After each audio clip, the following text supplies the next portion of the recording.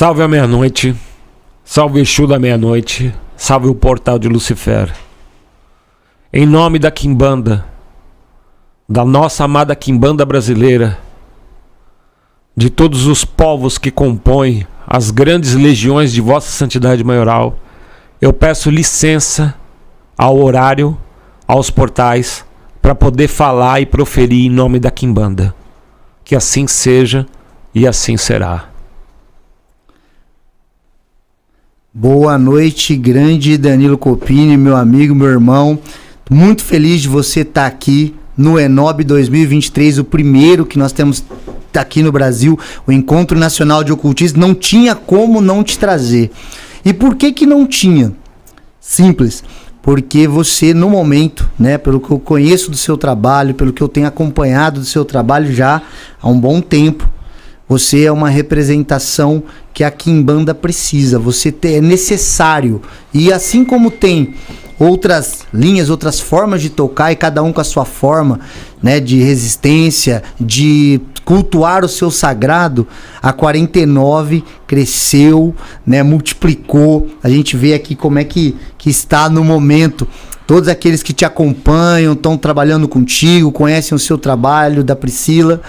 E eu fico muito feliz de você ter aceito vir aqui no Enob, trazer um pouquinho aí da tua experiência de vida, porque nós temos a teoria e a prática, né? Você tem os dois, né, cara? E isso daí é... Assim, eu vou mostrar aqui pro pessoal, porque muita gente quer esse livro aqui. Esse livro aqui abriu mente de muita gente já.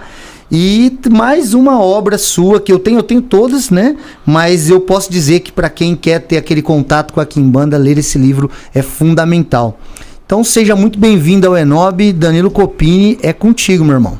Bom, o prazer é imenso de estar aqui no Enob. Primeiro porque eu encontrei um monte de gente legal, um monte de gente que eu admiro, um monte de gente que eu conheci, que a gente teve uma sincronia ali de ideias.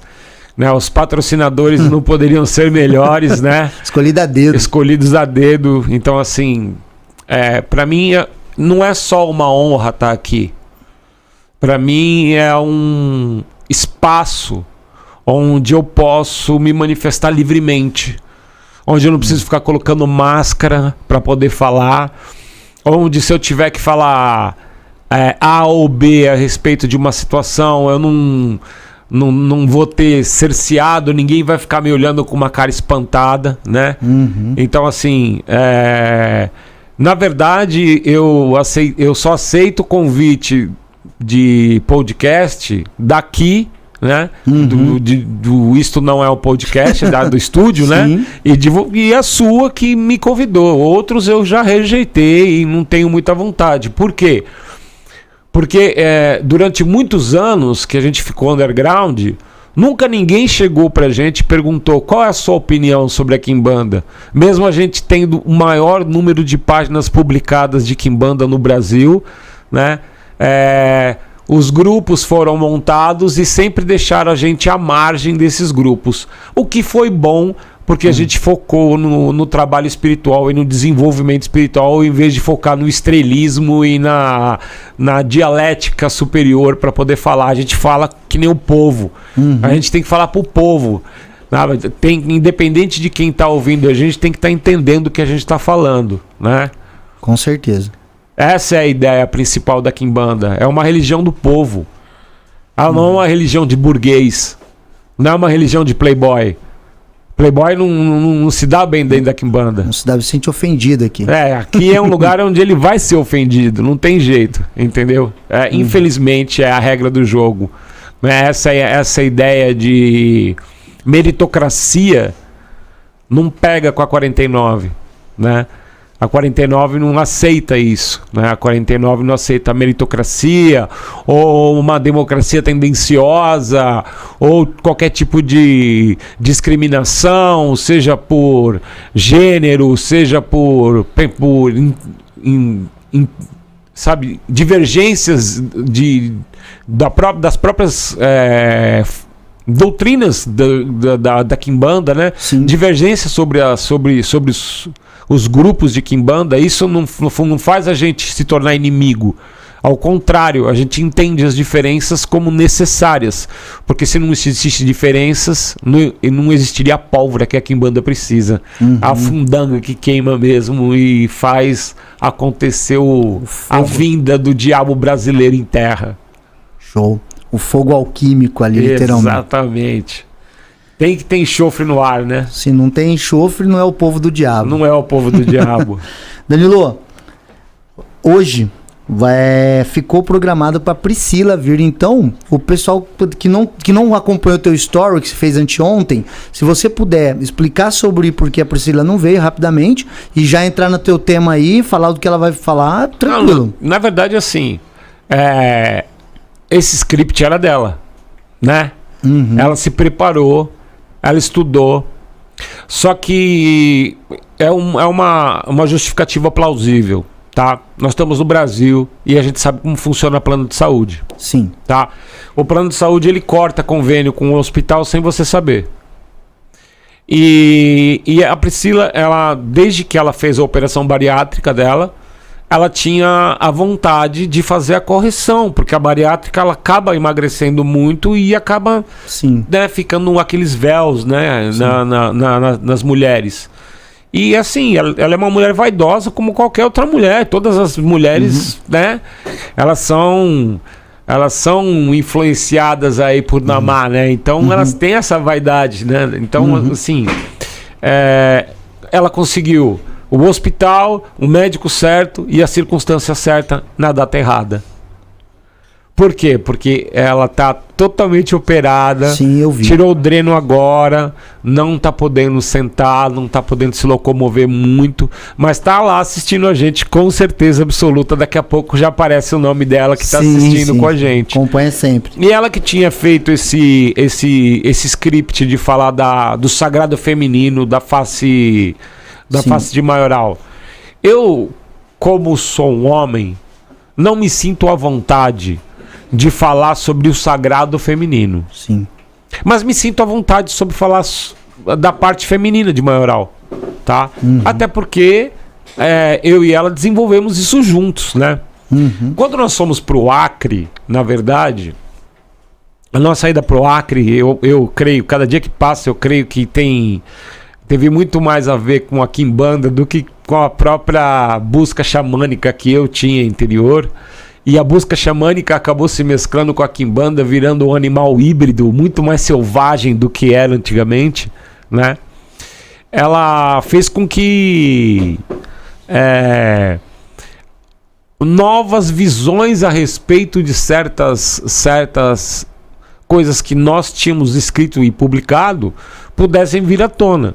E a face feminina de maioral, que a gente já sabia que existia, já era cultuada, mas não era decodificada, ela aconteceu num insight da Priscila. Caraca. Então quem é responsável por toda essa matéria é ela. Então o que ela falou pra mim? Dan, você tem mais facilidade de escrever do que eu, né? Então eu posso ir falando e a gente vai montando o texto junto? Podemos. E nós sentamos e escrevemos o primeiro esboço. Quando nós publicamos esse primeiro esboço na internet, deu um murmúrio gigantesco. Como assim maioral ele tem face feminina? Como assim maioral tem conexão com deusas antigas, né? Como assim ele absorveu as deusas dos panteões ameríndios aqui do Brasil, né? E tal. E aí a gente teve que decodificar um pouco mais para se tornar mais plausível, mais fácil das pessoas entenderem. Primeiro, o que é maioral. E segundo, como ele absorveu tudo isso, né? Então eu dedico esse trabalho, dedico essa fala à Priscila, que eu amo muito ela, tá? Eu acho que ela é bem amada por todos aqui, principalmente depois que ela tirou a pistola aqui, que todo mundo pensou que ela fosse dar um tiro no Felipe. Ela virou heroína aqui. o Felipe passou apertado com ela, né? Mas ela tava bem abatida pelo fato de não poder estar aqui, né? Sim, eu falei bastante com ela. Mas ela tá torcendo pelo Enob, tá repostando, certeza. Então, assim, vamos começar uma jornada espiritual, né?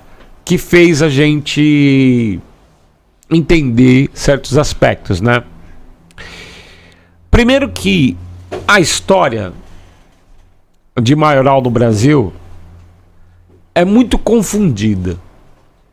Porque quando a gente fala maioral, a gente tem duas opções. A primeira é que existiam terreiros antigos e tradicionais, que é válida essa questão também, do Exu, que é o dono da casa, né, que é o chefe da casa, ele se autonominar como maioral. Ele é o maioral da casa. Então, às vezes você via as pessoas falando que incorporavam um Exu maioral. Mas esse conceito de maioral não era um maioral amplo, era o maioral que era o maioral da casa. E não está errado isso. É um aspecto correto. Não desmerece em nada o trabalho daquela casa. Tá? Ainda hoje existem pessoas que falam dessa forma e agem dessa forma. Depende da região também e tudo isso. Só que, tipo, o que acontece, Magog? Eu acho que você e eu somos caras que a gente é inquieto. Espírito luciférico, espírito luciférico. E espírito, tipo... A gente é que nem uma bomba relógio, tá entendendo? Tipo, ninguém nunca sabe o que vai acontecer na cabeça da gente. Só a gente mesmo que prevê e não sabe o que vai acontecer. A gente tem uma previsão, né? Então, assim, eu comecei a observar o movimento das casas de quimbanda a qual eu visitei, né? Porque quando eu saí do processo de encarceramento, né? Sim. Eu tinha uma quimbanda extremamente satânica, extremamente brutal, e que não tinha nem pé nem cabeça tentar praticar aquilo aqui fora. Sabe? Não existia a possibilidade para isso.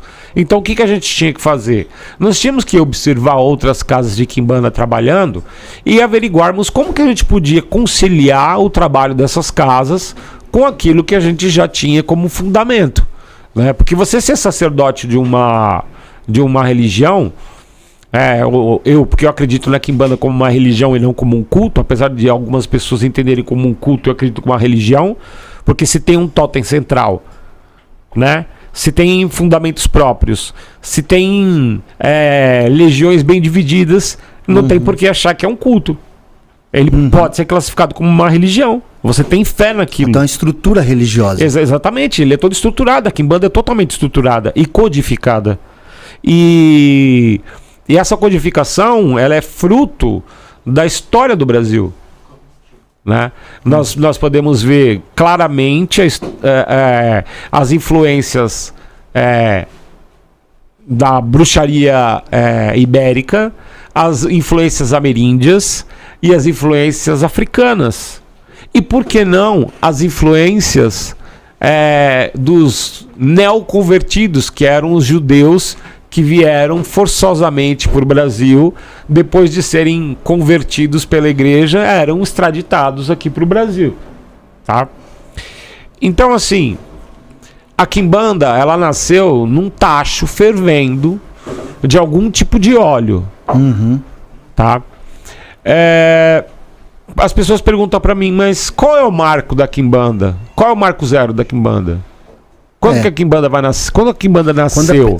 Isso já me falaram também. Quando que a quimbanda de fato falou, isso é quimbanda? Então, na verdade é o seguinte. Alguns falam que ela vem do sul, da mãe Ieda, né? Leda, que inclusive tem um filho aqui em São Paulo chamado Diego de Oxóssi. Eu acho ela uma mulher incrível, porque ela é uma preta forte e que levantou o nome da quimbanda, mesmo não sendo da mesma linha que eu toco. Então eu tenho que bater palma pra ela, independente de qualquer coisa. A opção mais plausível pra mim, no caso da quimbanda, seria ela do Rio de Janeiro, no Morro Carioca, porque ali a gente viu realmente a formação da periferia, né? E a diferenciação entre a forma como as pessoas da periferia eram tratadas, Então, tipo, as quimbandas, elas nasciam nos fundos de boteco, nos fundos de puteiro, nas casas escondidas, no meio do mato, você tá entendendo? Então, elas... O que não pode ser visto é jogado às margens, é marginal. É marginal, exatamente. E a quimbanda, vamos conversar, ela sempre quis ser marginal, tá? Ela nunca... a quimbanda nunca teve a ideia de ser aceita pela sociedade. Ela sempre teve a ideia de ser a margem da sociedade. Porque o nome quimbanda afastava a perseguição também. Né? Preto, quando chegava aqui no Brasil, muitas vezes já vinha da África instruído a chegar aqui e falar que era quimbanda. Na gaiola ele já falava isso. Né? Porque já trazia esse medo, né, da quimbanda. A ideia, a gente pode ver isso daí na história, quando a gente fala do próprio Vlad, agora há pouco o Lorde A saiu daqui, a ideia de empalar o inimigo era pra passar a ideia de, ó, cara, se eu pegar o inimigo vai acontecer isso. A ideia de atemorizar o cara que tá vindo pra cima, que é o que tá tentando te dominar, faz parte da arte da guerra. E a quimbanda, por muito tempo, ela deve ter utilizado de elementos sombrios também pra atrasar o escravizador, atrasar também o europeu que corria atrás para estupro, para matar, para escravizar. Então isso é necessário. Na verdade, a gente pode ir mais longe, tá? Nós tivemos uma América dividida. O Tratado de Tordesilhas, ele não só dividiu em partes a América, ele dividiu a colonização da América. E nós tínhamos um império que ficou na mão dos espanhóis, que era o Império Inca, né? Que eles eram muito desenvolvidos à época, e quando o colonizador chegou e viu tanta pedra preciosa e tanto ouro, você imagina o olho dos caras como é que ficou. Você tá entendendo? O que eles tinham que fazer? Ou dominar numa boa, ou destruir e roubar tudo. Né? E que aconteceu as duas coisas. Ao longo da história acabou acontecendo isso. Eles encontraram resistência lá? Sim. Eu tive contato com um irmão ameríndio, bem antigo, né? Ele estava na aldeia dos Catuquinas. Catuquina é um nome que os brancos usam. Na verdade seria Nokkoi, o mais correto. Né?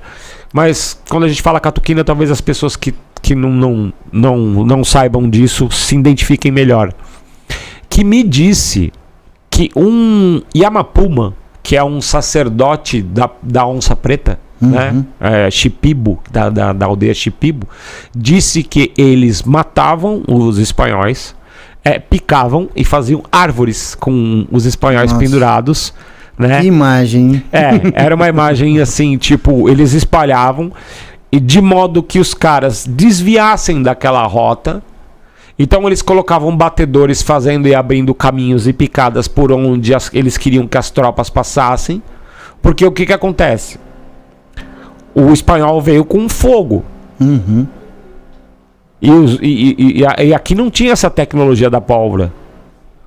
Então, a tecnologia de luta aqui era conhecer o território, né? E o primeiro, você imagina os caras com aquelas armaduras de ferro, aquelas roupas todas, num ambiente hostil, né? Existem relatos de que quando os espanhóis chegaram montados em cavalos, os caras pensavam que eram centauros, um semideus, porque os caras viam toda aquela baia jogada de roupa e um cara de 3 metros de altura. Então, teve algumas aldeias que se curvaram quando viram aquilo. Né? Mas a gente também tem relatos dos tupinambás que comeram eles, né? Então a gente sabe que não foi tão tranquilo quanto alguns livros da história. Os tupinambás foram os primeiros poucas ideias. Os tupinambás adoravam eles comer eles assado né? Inclusive tem uma carta registrada e quem procurar na internet vai achar esse registro, tá aberto, né? De um padre descrevendo o ato deles matando e comendo o inimigo. Existe isso descrito, né? Não é nenhuma invenção minha, nem sua, nem... Quem achar que a gente está falando alguma mentira, basta fazer uma pesquisa na internet que vai achar. Talvez das árvores com os cadáveres não, porque nunca foi divulgado isso em livro de história. Aliás, boa parte da nossa história não foi divulgada. A verdade é que a história é sempre contada pelo quem ganhou a guerra, né?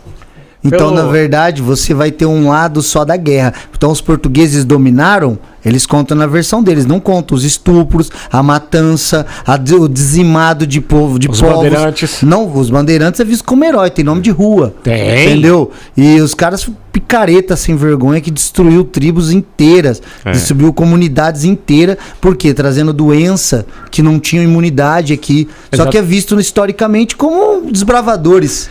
Então, eu já conversei com alguns historiadores, assim, aí as pessoas vão falar assim, me passa a fonte. Aí eu vou falar assim pra vocês, cara, não tem como passar uma fonte de uma coisa que não é oficial, tá? Tipo, seria fontes da minha cabeça. Não, não é. Mas eu vou falar independente disso, porque foi uma coisa que foi dita por uma pessoa muito, muito inteligente, muito antenada, que assim...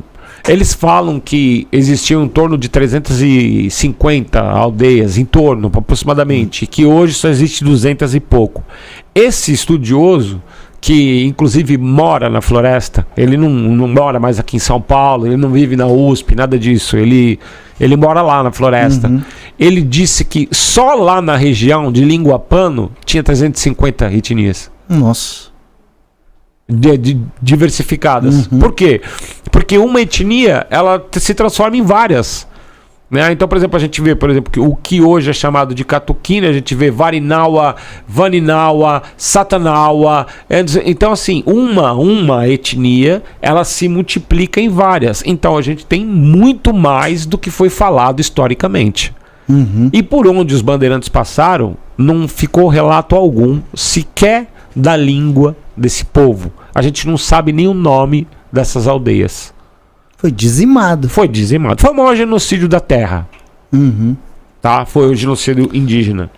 Engraçado que nós sempre temos esse histórico, né? É o maior genocídio, o ouro que foi tirado daqui, a maior roubalheira da história. Da história. Entendeu? Então, assim, é aquela história que você estava comentando das Américas, colônia de exploração, né? E a ideia dos ingleses irem morar nos Estados Unidos. É diferente. Uma coisa você investe, a outra você só tira.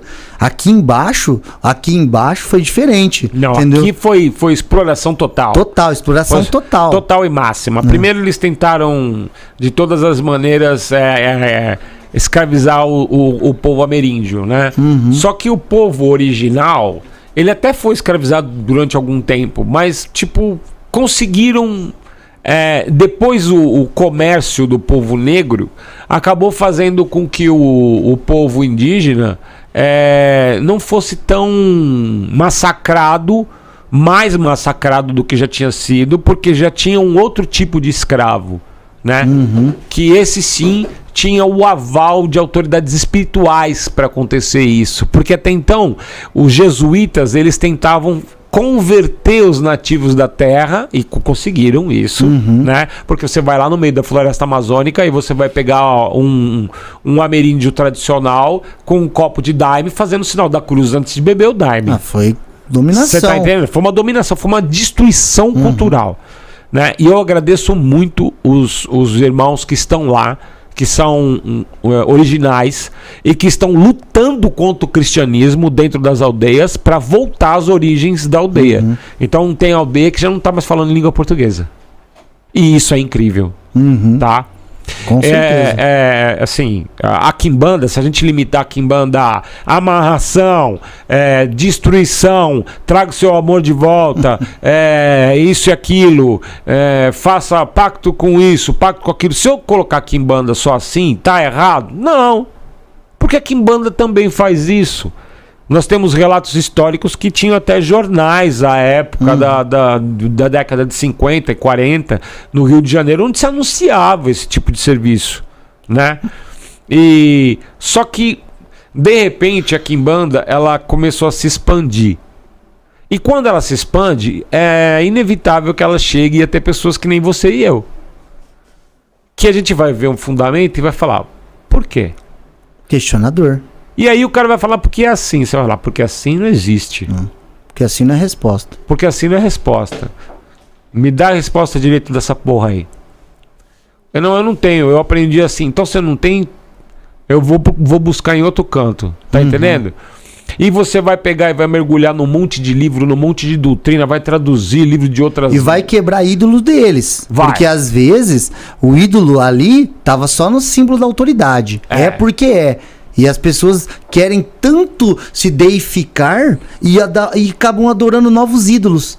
Não é? A pessoa tipo, olha, se a busca é pra me tornar algo mais, para eu buscar uma verdade, né?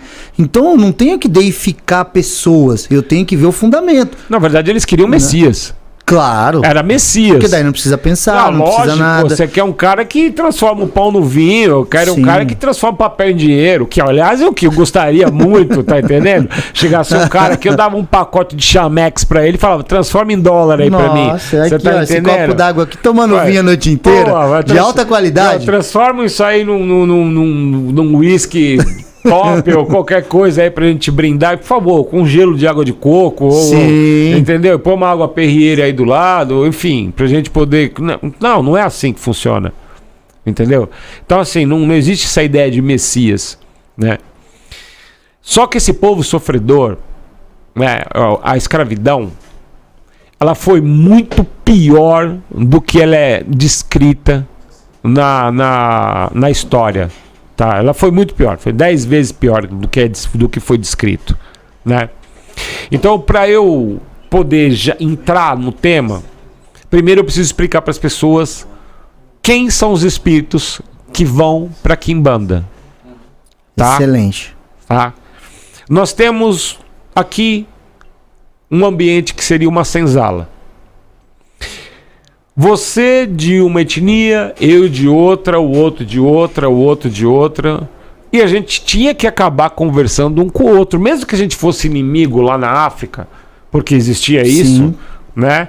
Os inimigos se capturavam e vendiam para os portugueses e espanhóis. Né? Na verdade, o homem branco ele favoreceu a escravidão porque ele transformou a escravidão num negócio lucrativo pra caralho. E não há outra maneira a melhor para dominar é dividir o povo, né? Então a ideia de pago por ele, pago por ele, pago por ele faz eles baterem cabeça e a gente domina todo mundo. Aí chegava lá, batizava os caras forçado, tirava o nome do cara, entendeu? Colocava um nome em português e o cara chegava aqui. Se ele não fizesse o que tinha que fazer, era palma, não tinha conversa. Tá entendendo? Então o cara ia pra senzala. Eu não julgo ninguém, tá? Porque eu já tive numa situação de parecida com essa história, tá entendendo? Mas tinha alguns negros, tinha alguns pretos, na verdade, que eles olhavam os brancos e falavam: o Deus desses caras é muito melhor que o nosso. Porra, os caras conquistam tudo. Olha a casa que os caras moram. Olha como nós vivemos. Nós somos escravos deles. A gente tem que rezar pro Deus deles, porque por nosso Deus não tá adiantando nada. Tá errado o pensamento dos caras? Não sei. Tá entendendo? Mas que aconteceu, aconteceu. Porque tinham aqueles que queriam ficar perto, que queriam ser iguais, que queriam ir à missa, que queriam ir ao culto. O protestantismo fez isso muito nos Estados Unidos. Aí hoje em dia nós chamamos isso de síndrome de Estocolmo. É se apaixonar por quem te feriu, velho. Exatamente. O cara é fudido, ele começa a gostar do cara. É igual o cara que briga pelo político, velho. O cara perde amizade com amigos, com pessoas por causa de política. Não, isso é um absurdo. Isso é um absurdo. E aí o político não tá nem aí, o cara briga com o outro por causa de torcida de futebol e os caras estão andando de jet ski e o outro tá pegando marmita de manhã, 5 horas da manhã, cara. O cara não tem noção. É assim, você pode brigar com uma pessoa quando ela usa argumentos falsos para querer te converter. Sim. Eu achei que essas eleições passadas ocorreu muita tentativa de conversão. E essa tentativa de conversão, para mim, ela é filha da puta. Você tem que votar num político consciente dos pontos positivos e negativos. Sabendo da imperfeição do cara, é normal. Eu, como quimbandeiro, tá? Eu não quero um perseguidor extremista cristão atrás de mim. Tá? Não quero. Porra, sabe? Eu não quero um extremista cristão atrás de mim. Eu não quero que o Estado, que deveria ser laico, né? ele seja um Estado cristão. Você não pode votar no teu caçador. Exato. Eu não posso colocar a minha cabeça na mira do cara. Então é óbvio que eu vou votar pro outro lado. O outro lado tem os benefícios dele? Tem, mas também tem os problemas dele que a gente sabe que existe. Sim. Tá? Principalmente eu sou do ABC, eu cresci vendo o movimento sindical. Eu sou de 75. Eu vivi isso aí. Eu vivi as paradas sindicais, eu vi tudo isso. O meu tio João trabalhava com o Lula, meu tio João é finado, trabalhava com o Lula e contava a história do dedo dele e tal. Sim. Enfim, que eu não vou nem comentar para não virar... Não dá problema. Não dá problema, tá? Mas a gente sabe mais ou menos como é que foi essa conversa. Bom, então assim... Da mesma maneira que vieram os quimbandas pra cá, vieram os mulogis. Da mesma... Ou mulogis, tá? Da mesma maneira que veio os ingangas, vieram os induques. Então vieram os espíritos que trabalhavam com cura, com a religião em si, né? Porque, na verdade, o dicionário diz que o quimbanda ele é um sacerdote de cura, tipo um médico dos que praticava a imbanda, né? E que o mulogi ou mulogi era o cara que trabalhava com os espíritos necro e nicro, né? Trabalhava nessa linha. Só que na senzala não tinha isso. Os dois moravam juntos, tinha que dividir o pão. Então o que aconteceu com esse conhecimento? Ele foi mesclando. Ele foi mesclando. Ele foi sendo mesclado. Não tem jeito. Os caras vão trocando ideia a respeito do... E de repente, o que aconteceu? Tinha uma parte dos negros que queria ser branco e ficava mais na Casa Grande. E esses caras, eles eram uns X9 filha das putas. Tá entendendo? Eles eram. Quando era falado de fuga, de alguma coisa, eles eram os primeiros que corriam, iam nos patrões dizer que ia ter fuga. Então muito cara apanhou, teve pé cortado e o cacete por causa de caguetagem dos próprios pretos. Tá? Isso não exonera o branco que arrancou o pé, que é mais filha da puta ainda. Tá entendendo? Mas, tá? Nós tivemos uma segunda classe. Que aí começa pra mim assim, um tipo de resistência também. Que eu não posso dizer que a Umbanda ela não é uma resistência. Talvez essa Umbanda esotérica, esquizofrênica que existe hoje, tá entendendo? Que tem a linha do samurai, sim, que usa a echarpe do super colorido.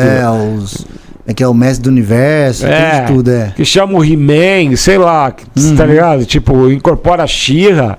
Enfim, toda essa parada aí. Eu sei que você quer dar risada, mas não tá segurando pra não dar gargalhada aí. Mas assim, que talvez essa Umbanda não seja resistência de nada. Talvez ela seja só uma alienação mental, egóica, cheia de animismo e que dá às pessoas a falsa sensação de que estão praticando caridade, né? Quando na verdade elas não estão emanando um pingo de energia positiva para ninguém, tá? E eu tô falando daquela Umbanda raiz, onde tinha os espíritos que faziam e aconteciam. Que a preta velha ela curava, que o caboclo abria caminho, que existia isso, né? Que eram derivadas da cabula, né? Que vinham da cabinda também, se não me engano, tá?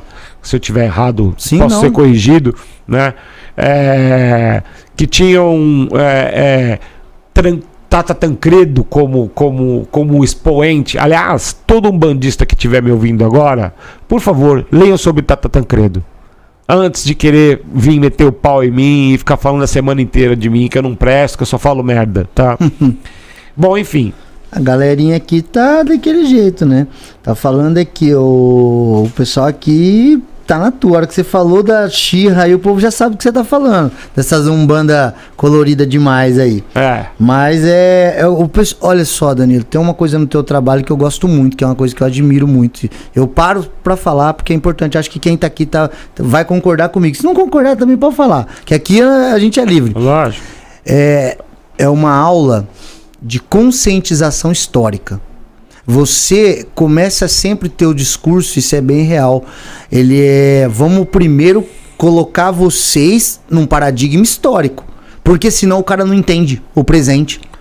Exato. Ele não entende. Entendeu? Exato. Então eu tô olhando o relógio para eu poder cronometrar minha palestra, para poder, tipo, não passar chegar no momento X e acabou, né? Não, apesar que amanhã eu tô aqui de volta, mas com outro tema, né? Amanhã o Danilo tá aqui de volta, pessoal, só que com outro tema. Amanhã é tiro, porrada e bomba. Não, amanhã eu vou arrumar muita confusão.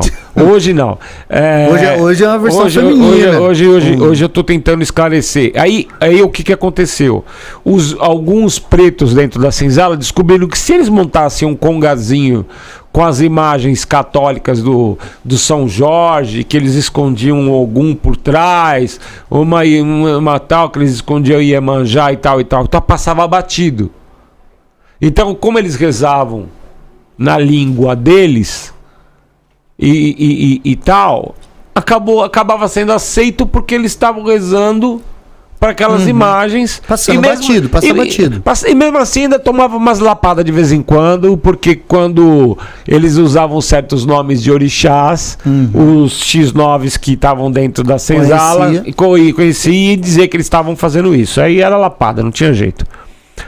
O Quimbanda era o cara que estava o tempo inteiro olhando pro Capitão do Mato e cronometrando o passo, e cronometrando entrada e saída, para ele poder correr. O Quimbanda era o cara que fazia amizade com o índio, que trazia caça, que trazia isso e aquilo, e ele chamava o cara, e trocava uma ideia, e perguntava se ele conseguisse correr, se eles iam dar abrigo para ele, entendeu, e tal. Porque assim, você sai correndo no meio de uma floresta, sem pé nem cabeça, o índio vai te matar, cara. Tá entendendo? Então teve muita morte. A própria natureza se encarrega de você. Se você não conhecer a floresta, ferrou. Teve muita morte por parte dos índios com os negros, porque, tipo, era o território deles. Aliás, nós estamos no território indígena. O Brasil era uma terra indígena inteira. Né? Tudo foi tomado. Né? E assim, como os portugueses eles vieram com muita força tomando muita terra indígena, que estão até hoje na mão das mesmas famílias, se a gente for analisar, né? Meritocracia, claro. Na Quimbanda é meritocracia total. Aí esse cara ele ficava com aquele olhar frio e ele já tinha aprendido com o Indoque, com o Inganga, com o Mologi, com a benzedeira, com isso, aquilo. Ele já tinha feito já na cabeça dele as ligações necessárias para ele ir para o mato e conseguir ter acesso a outros deuses que talvez, esses deuses obscuros, que talvez ajudassem ele nesse momento. E assim começou a ter muita fuga. Né? Aí a gente entra naquela história do patuá, né? Sim. Né? Que eu já contei aqui. Você comentou várias vezes. Inclusive, né, para quem é nesse livro aqui, inclusive, que você vai contando um pouco de uns paralelos entre o luciferianismo, por exemplo, e a própria Quimbanda. E aí você cita vários exemplos de fontes diferentes. Por exemplo, você foi um dos caras que me falou aqui num podcast um dia sobre a questão dos judeus. Né, de que tinham chego aqui também, que era um grande número, e na coincidência o Fabrício estava aqui. Sim. E o Fabrício falou, não, exatamente, porque tem judeu pra caramba aqui. Só que passa despercebido total, né? Total, historicamente falando. E aí, uma das coisas que você fala nesse livro é dessa mescla, né, cara, de pessoas que se juntaram. Então tinha o islâmico, tinha o judeu, tinha o negro, tinha o preto de Kizomba, tinha os... Cara, juntou isso aí, velho, é um caldeirão do diabo. Então, quando você coloca todo mundo dentro do mesmo lugar, é assim, eu tô falando isso por experiência própria. Tá? Eu posso te falar isso por experiência própria. Eu já tive num local onde deveria ter 8 pessoas e que tinha 72. Saca?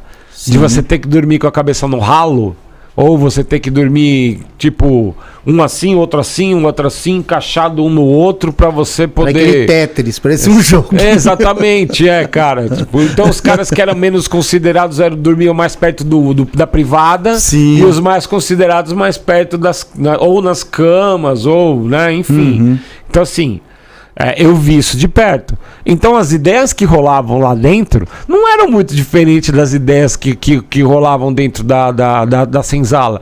Porque o cara, um estava ensinando o outro a explodir caixa eletrônico, o outro estava ensinando o cara como roubar a carteira, o outro estava ensinando como tirar a carteira da bolsa da mulher sem a mulher perceber. Tipo, se acontecia isso hoje, acontece isso hoje dentro dos lugares, você imagina naquela época como funcionava. O Mano Brown, ele canta, né? Frustração, máquina de fazer vilão. Máquina de fazer vilão, total. Total. Se o cara não tiver uma referência dos Racionais, ele não tá pronto. Não tá pronto. Não tá pronto pra conhecer esse mundo nem aí. Racionais e nem Facção Central. Se não tiver... Menos que isso, devolve cara, o currículo. por favor... Ouçam Eduardo Dundum, Facção Central e Racionais MCs. Não, se ele não conheceu o Quinto Vigia, ele não tá pronto pra iniciação. Exatamente, não tá pronto. Aí assim, muita gente coliga a Kimbanda ao Black Metal. E eu acho que, assim, existe muita coisa de Black Metal que é legal. Mas existe muito rap que fala a realidade com muito mais braveza do que o Black Metal. Bota uns caras do Black Metal pra trocar uma ideia num beco escuro. Mano, vai vender a peruca, velho. Não tem jeito, velho. Olha, eu já vi gente black aqui por aqui mesmo, tá? Que correu assim, cara, que ficou white metal, rapidinho, assim. Escondeu atrás da mulher, aqui dentro desse estúdio aqui. Eu vi, né, dentro desse estúdio aqui, uma black metal gritando pra chamar a polícia, velho. Pois é, cara. Cadê a Kimbanda? Cadê todo a sabedoria? Outro dia ela comentou, inclusive, que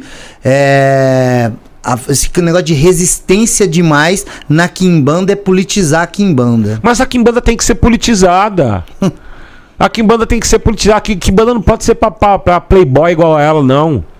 Que se esconde, né? Sabe, ela tinha que estar no meio das amigas dela brincando de Barbie, meu. Você tá ligado? Indo no shopping comprar roupa colorida. Não tinha que se meter onde não deve. Tá ligado? Não vem me dizer que tem aquela chama negra obscura dentro de si e tal. Cara, tipo, porque quem pega o telefone e começa a gritar pela polícia aqui, pra mim, velho, já... se encontra a Priscila pela frente, já que diz que é tão satanista, vai ser a prova de que invocou o Satanás. Não, eu gostaria muito... Merda, ele sacou a arma aqui, velho. Não, eu gostaria... Parecia um filme do Coringa, o Felipe não passava nada. Ele falou, vou tomar um tiro aqui dentro. Não, eu gostaria muito de ver um encontro desse e a mina vier falar merda pra Priscila. No mínimo que ela ia tomar era um soco inglês no nariz pra ficar com o nariz do tamanho do orangotango, tá ligado? Não, sim. Tipo, no mínimo ela ia tomar. Você tá ligado? Por quê? Porque Priscila é pirituba. Nossa. Tá entendendo? Priscila é de Pirituba, velho. Ela é de Pirituba, mano. Tá ligado? Não é? Então, assim, na verdade, o que acontece? Aí os caras agora vão vir e vão começar a meter o pau na gente. Aliás, já deve ter gente já no computador escrevendo textos, metendo a lenha na gente, falando mal da gente, que a Kimbanda é politizada, que a Kimbanda, na verdade, ela pode ser vista como um sistema que faz a pessoa ser magista, praticar feitiços. Pode. Sabe? Você bate muito em cima do lance do perigo do reducionismo. É você catar um negócio que é tão grandioso e reduzir ele só aquilo. Ele funciona pra isso também. Funciona. Como você colocar uma vassoura atrás da porta pra porta não abrir. Mas acontece que a vassoura é feita pra varrer. Ela é muito mais ampla do que só isso. Mas é verdade. Você pode dar uma pistola na mão de um cara que não sabe atirar, ele vai morrer com a arma na mão. Exato, é ele que vai se matar. Eu já cansei de ver cara se ferrar com a arma Paulinho na mão. é instrutor de tiro, mano. Eu sei disso, a gente tava conversando. Ah, claro, né? É claro. Eu viro as costas 2 minutos, eu ouvi papo de faca, tiro, aí voltei ali, já tava num outro monte. A corrente 49, ela estimula os adeptos dela a conhecerem pelo menos alguma coisa de defesa pessoal, de arte marcial. Arte marcial. A gente sempre estimula as pessoas porque hoje em dia você tem que saber se defender. Você tá entendendo? Você às vezes pode ser colocado numa situação de risco onde tirar uma cadeia é melhor do que morrer na mão de sem vergonha. Então é melhor você cortar uma jugular do que você ir tirar 30 anos de cadeia, do que você morrer na mão de uma pessoa que você vai ficar lá do outro lado olhando e falando, mano, cara, eu morri na mão desse filho desse verme, mano. Eu tropecei na beira das calçadas. Tipo, eu morri na casca da banana, cara, tá ligado? O Vitor Hugo, ele tinha uma frase que dizia, é melhor morrer de pé que viver de joelhos. Certeza absoluta. Então, assim, cara, existe uma coisa que é bem real. Você não é pacífico se você não pode causar o mal. Você, na verdade, é inofensivo. Se você pode causar o mal e não faz podendo, você é poderoso. Sim, você domina. Exato. Você domina. Né? A gente comentando agora há pouco desse mesmo assunto aqui agora, que você gritou aí do chamar a polícia, aquilo ali não é alguém que é perigoso e ficou quieto. Não, é alguém inofensivo que viu uma fera que mataria ele. Entendeu? Não, inofensivo. Totalmente inofensivo, tá ligado? Exatamente, cara. É igual algumas pessoas que você pergunta assim, que foram convidados pra vir no podcast e não vieram, tá entendendo? E a gente sabe por quê. Porque a pessoa vai sair e nós vamos estar ali embaixo esperando ela. Sim, tá porque aí que tá, a Quimbanda, pelo menos a 49, gente, tô falando pela 49, tá? Sim. Falando pela 49. É estimulado o cara vivenciar a parada 24 horas por dia. Sim. Ou seja, não é quimbanda de fim de semana. Hoje eu tô meio quimbanda. Aí eu coloco uns negócios aqui, coloco uns colares, uma roupa preta e viro maldoso. Não, é 24 horas. É meu jeito de ser, é meu estilo de vida, é minha forma. Eu também não sou contra o cara que é quimbandeiro e ele não é tão agressivo assim. Você tá entendendo? Eu não sou contra. Eu não sou contra o quimbandeiro. Eu sou contra o quimbandeiro policinha, tá ligado? Tipo, qualquer coisa eu vou chamar a polícia, qualquer coisa processo na justiça. Ai, porra, mano, para de queimar o filme de quem quase morreu aí pra poder colocar a Quimbanda no patamar que ela tá hoje.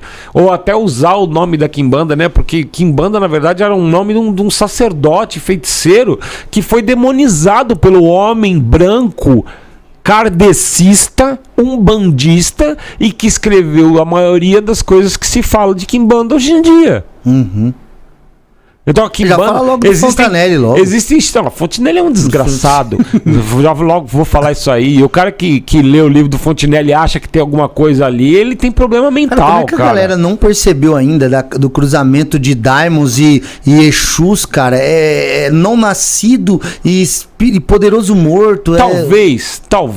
A ideia desse a ideia, ela tenha vindo da mistura de raças e desses judeus que talvez tivessem visto algum Exu, alguma pombagira e talvez tivessem comparado o poder de ação com essas coisas. Masofia e Marchósias. Entendeu? De repente, pelo nome, etimologia. Exatamente. Você falou uma coisa perfeita agora. Você tá entendendo? Então, assim, eu não condeno o cara que faz isso. Sabe, eu não condeno desde que ele saiba o que ele está fazendo. Desde que ele tenha fundamento naquilo. Agora você pergunta, por que o seu Exu Caveira chama Sergulá? É assim que pronuncia, não sei. Sim, é porque daí o cara vai lá no Vero. Aí o cara, o Grimório Vero. Mas o Grimório Vero foi escrito por quem? Por satanistas? Por luciferianistas? Por pelo menos opositores do sistema? Não. Grimório medieval é a monarquia ou os eclesiásticos. Exatamente. Primeiro porque o povo não sabia ler, grande parte de analfabeto. Segundo, como é que você faz discos, selos de ouro, prata, cobre? Você tá achando que o povo tinha isso? A magia do povo é sempre a magia do pé descalço. Mano, o povo jogava as fezes pela janela na rua, cara. Porque eles cagavam num balde e jogavam na rua. Essa noção de saneamento, de limpeza e tudo mais. Quando eu falo pro pessoal, cara, vocês não entenderam. Nós estamos no século XXI e nós temos uma porcentagem enorme de analfabetos. Imagina isso no período medieval. Quem sabia ler era Deus. Tanto é que o Lutero arrumou problema com a igreja com a ideia de traduzir a Bíblia e colocar pro povo. Para eles verem que não tinha que pagar indulgência. Ou seja, não preciso pagar para ir pro céu, estão mentindo para mim. Porque um cara analfabeto ali, cara, coitado, ele assinava o que tinha. A gente sabe muito bem também da história deles serem protestantes. Também envolveu também muita grana por causa do rei da França, da separação dele. Quer dizer, nunca foi só pela religião. Sim. Sempre teve dinheiro e coisas envolvidas. A igreja sempre esteve conectada com o poder. E a Quimbanda, ela nasceu, tipo, pra mim, no meu ponto de vista, no dia que o primeiro gringo colocou o pé no Brasil. Ali começou um processo de resistência. Né? A gente viu que é um corpo estranho. É como... Cara, você falou a definição mais perfeita. É um vírus. O corpo vai lutar pra tentar expulsá-lo. É o vírus. Entendeu? Você tá entendendo? Só que assim, algumas aldeias indígenas eram extremamente inocentes no que diz respeito à guerra. Uhum. Você pega assim alguns povos que eles te recebem como se você fizesse parte da família deles, sem nunca te ver. Você vai comer no mesmo prato, você vai beber na mesma cuia. Você tá entendendo? Eles vão te receber da melhor forma possível, mesmo depois de tudo que eles sofreram na mão dos brancos. Eles vão te receber da melhor forma possível. Agora, a gente tem casos... Porque o mal não tá nele, né, A gente tem casos aqui no Brasil, por exemplo, que vocês podem procurar agora quem tá aí, dá um Google e procura aí, agora na internet, sobre o Cariri Chocó, que matou os padres e roubou os apetrechos de dentro da onde ele tava preso.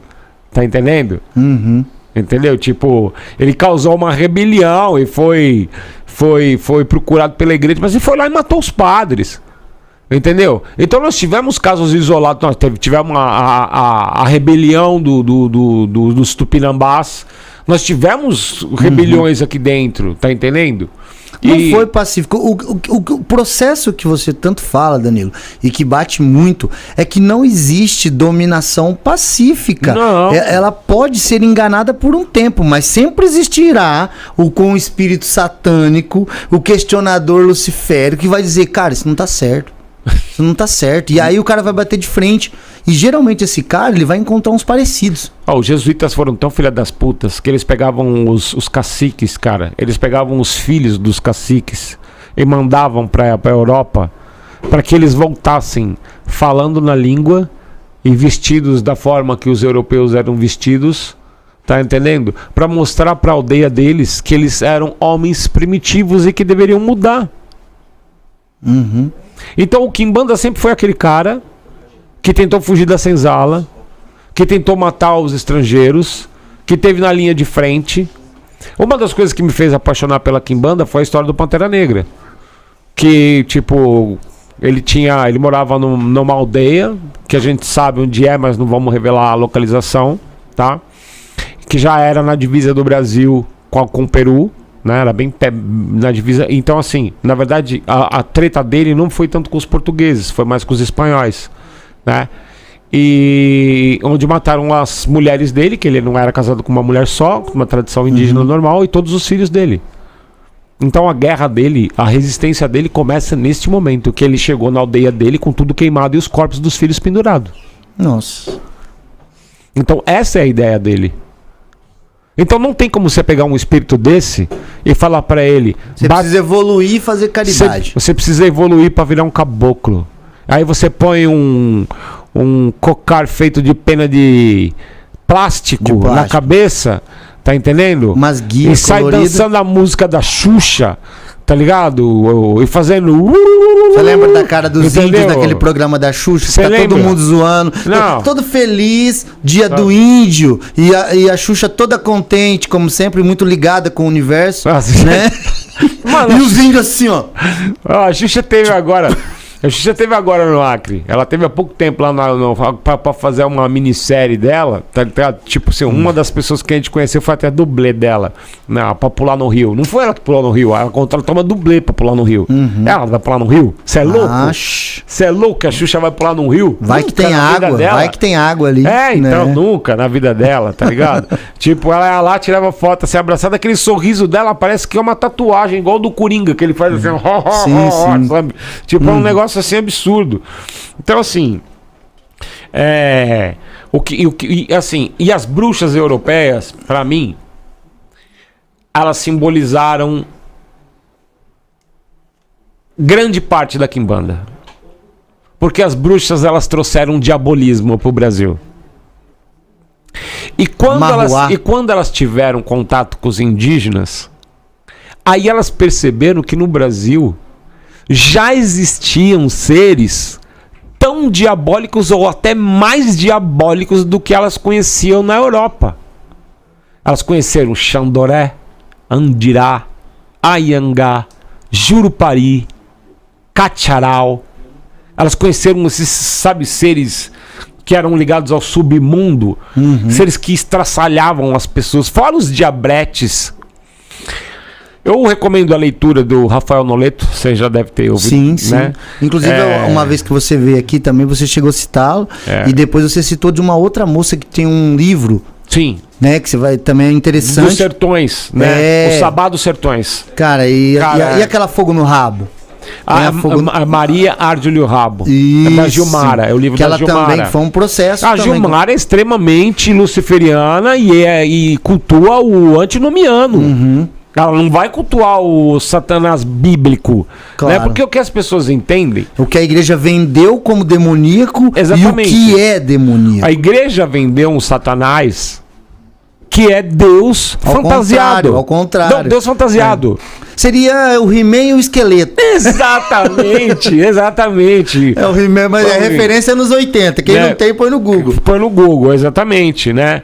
E o antinomiano não. O antinomiano é um ser que ele já nasce vindo de uma fagulha que não é a mesma fagulha que existe, que é solta. Não é a mesma sementinha que é solta pelo tirano.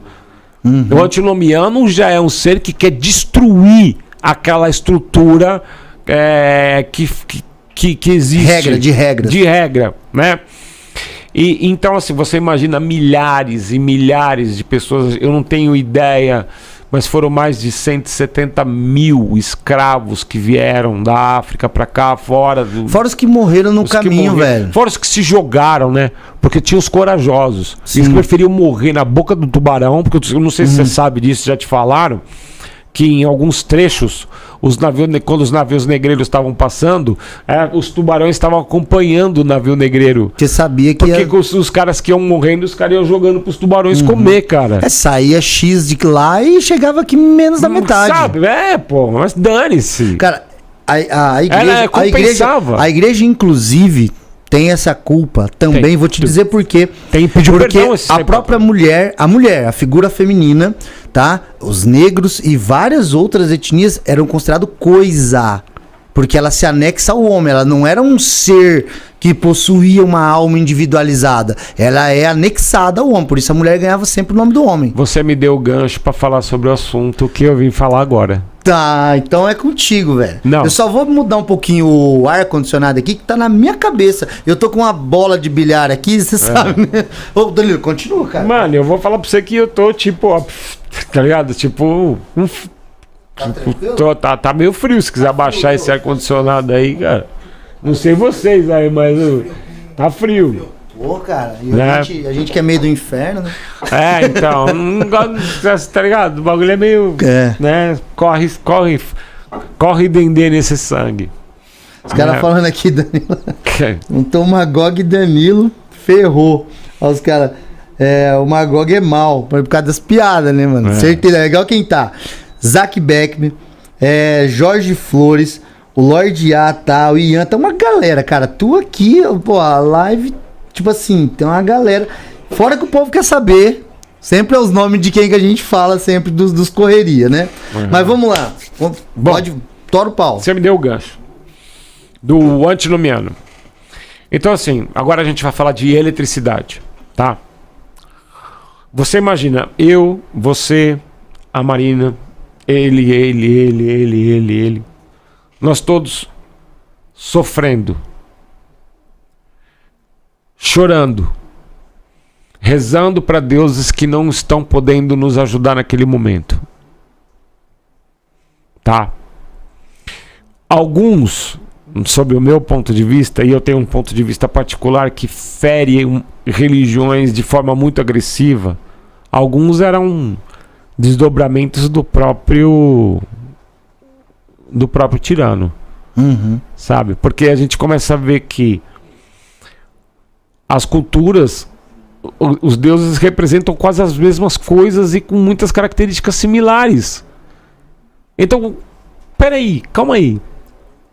E deuses escravagistas. Exatamente. E sempre esses deuses acabam sendo vencidos de cultura para cultura.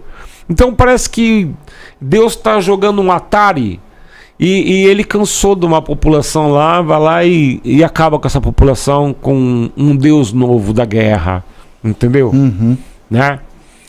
Então assim... Mesmas atitudes, novas roupagens. Exatamente. Então assim, eu tenho uma fé e uma crença dentro de mim que muitos deuses que os africanos cultuavam eram facetas do próprio Deus que estava escravizando eles. Eles não eram antinomianos. Tá, eu tenho essa crença. Posso tomar pedrada pra caralho agora? Posso. Mas ninguém consegue provar o contrário. Tá?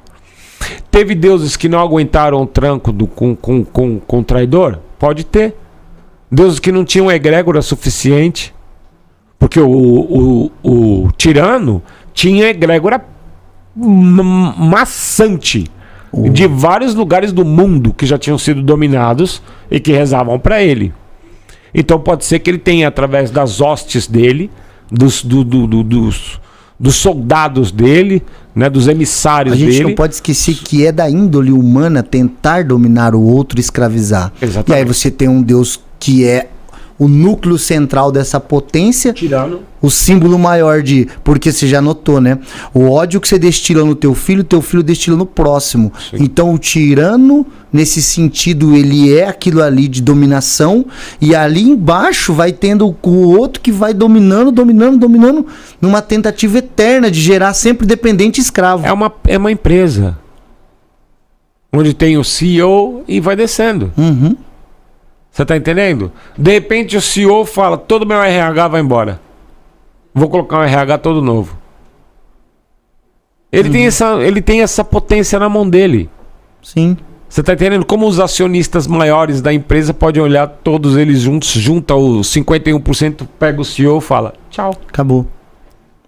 Entendeu? Então, na verdade, o jogo, ele é jogado. Não tem jeito. É jogado. E o aí jogo é jogado. E aí a gente vai ter a ideia de todo o poder emana do povo, mas se o povo fosse unido. Né? Ah, não, mas o povo não é unido. Você entendeu? Mas o povo, uma massa sem forma que é dado forma pela mídia, aí ferrou. Não. Entendeu? Aí, ó, olha só. O que acontece? O tirano é muito esperto. Não adianta a gente falar que Deus aqui não é cabuloso. Ele é cabuloso. Tem gente que fala que Deus não é cabuloso. Deus é cabuloso. Ele entra na cabeça das pessoas sem as pessoas acham que o pensamento delas é delas, mas não é. É ele. Ele que coloca esse pensamento na cabeça da pessoa. Ele consegue fazer essa manipulação em massa. Mas na hora que o cara tá tomando chicotada, que tá abrindo um dedo rasgado. Eu acabei de cortar meu dedo, tá? E tipo, eu senti a dor do corte. Agora você imagina um chicote feito de couro, tá? Com pontas de ferro e gancho para poder arrancar o couro. Quem já assistiu A Paixão de Cristo do Mel Gibson, né? O Mel Gibson é extremamente católico, né? Sim. O Mel Gibson é cristãozaço, tá ligado? E ganhou recorde de bilheteria. Sim. Só não ia ganhar se Jesus fosse negão. Sim, não, aí não ia porque, né? Bom, deixa pra lá. A Ku Klux Klan não ia permitir. Aí o que acontece? Aquela cena do Jesus sendo chicoteado, que apavorou os cinemas, gente chorando, gente desmaiou vendo aquilo. Não precisavam de tanta violência. Né? Não apelaram, falaram que o filme apelou. É? Não, era daquele jeito. Isso acontecia com os negros aqui. Sim. Isso acontecia com os negros aqui, com os índios aqui. Acontecia. Com os ladrões, às vezes. Acontecia isso. O massacre era total. Então todo esse povo que era sofredor e oprimido, ele soltou dele energia. Porque o ser humano produz energia. Né? Se você não acreditar nisso, você põe à prova aí com uma máquina Killian, né? Sim, aquelas fotos Killian lá. Isso. Você pode colocar a prova também através de um reiki, de um shiatsu, de um. A gente comentou isso na primeira palestra do Edu, que veio falar só disso hoje. Cura prânica, Sim. Enfim, dessa parada toda. Agora você imagina todo mundo sofrendo pra caralho. Não era um sofrimento normal. Eles jogavam pão e rato lá pros caras comer, sei lá. Fezes jogada pra tudo quanto é lado, doença, nego morrendo. O escravo, quando chegava aos 30 anos aqui, era milagre. Tá entendendo?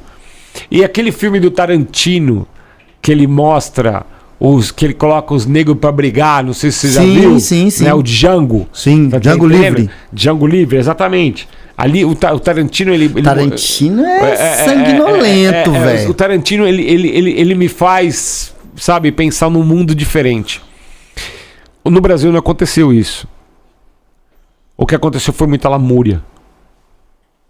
E essa lamúria, ela foi criando uma espécie de atratividade. Uma polarização disso. Se eu, você, ela, todo mundo tá rezando e tá chorando e tá isso, nós estamos formando o quê? Uma egrégora. Um bolsão de energia. Um bolsão de energia. E nós sabemos que dentro do planeta Terra existem fendas. E um bolsão de energia que consegue encontrar uma fenda que recebe calor do centro da Terra, fogo do centro da Terra, ele vai acabar fazendo o quê? É criar uma nova imagem ali, uma nova força. Vai criar uma nova força. É, potencial, o fogo, meu amigo. Exatamente. Ele tudo renova e tudo cria. Exatamente. Fiat Lux. Eu não tô falando aqui uma invenção muito louca da minha cabeça chapadona. Minha cabeça é chapada mesmo, mas eu não tô... Qualquer sistema, Danilo, ele tem que se comunicar. Com o hermetismo, com a cabala, com tudo quanto é coisa. Ele tem que se comunicar, nem que seja nos... A linguagem pode mudar, mas cara, você tá me ensinando uma parada que o outro povo de outra cultura fazia algo semelhante. Ó, não é a mesma coisa, mas é outra nomenclatura, entendeu? Se você colocar 400 pessoas para rezar para uma pedra, ela vai virar uma deidade. Ela vai produzir milagre. Isso acontece, né? O pessoal vê na bunda de um cachorro a imagem do Cristo e ora, pô. Entendeu? Você não vê que na fatia de pão lá? Não vamos longe com isso. Muro das Lamentações. Pois é. O cara vai lá, beija aquele muro, coloca papelzinho e beija. O cara acabou de colocar o papelzinho, vem o negro, que eles contratam, e vai lá, já vai tirando os papelzinhos e já vai jogando no lixo. E os caras estão lá, rezando e beijando o livro. Ou beijando o muro. Ele beija a pedra. O muro das lamentações é a pedra. É simbólico. Então, se pode existir um muro das lamentações que cria ali um ambiente onde a pessoa se sente liberta, por que não pode existir uma fenda cósmica aqui que recebeu um tratamento antinomiano, criando um ser capaz de fazer com que almas revoltadas se organizassem? Todo povo que tem o mesmo objetivo, que acaba se tornando esse bolsão de energia aí, seja de dor, de amor, de tristeza, de Baco, de Dionísio, de orgia, do que for, do vinho. Se tem mais de um e meu nome lá, eu estarei. A força vai ser coagulada. É o solve et coagula. Exatamente. Coagulou. E aí, Os anos foram passando, né? A gente viu os deuses indígenas diminuindo a frequência. O que a gente tem de pesquisa sobre os deuses indígenas, nós devemos a alguns indígenas que honraram a cultura deles. Existe um cara que eu estou tentando lembrar o nome dele, ele escreve até livro infantil indígena. Cara, esse cara é sensacional também, só que ele é bem radical mesmo, sabe? Tipo, do jeito que eu gosto mesmo, radicalzão mesmo. Você é branco mesmo e tal.